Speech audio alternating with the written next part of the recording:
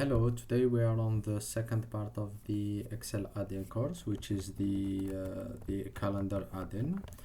Quite a simple and relatively easy task to do. We just go to the add-in tab, Complément, and we select mini calendar. If you don't have it just like the others, you will have to load it from the library below. So I select mini calendar, and as you see it generated a calendar here. So to select to add a date, you just go to the cell you want to add it and you select the date, and same thing for any other one.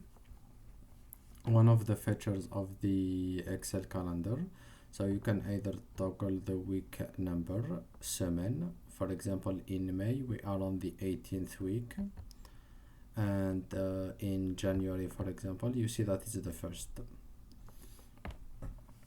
Next, you can highlight a range of dates.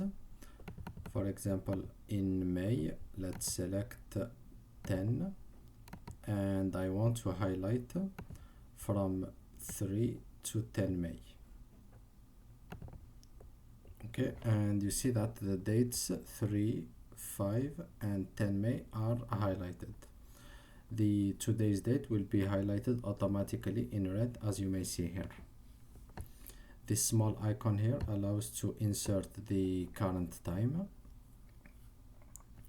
and you can change the calendar theme as according to your preferences. And this one will allow you to change the size. You can make it big or small.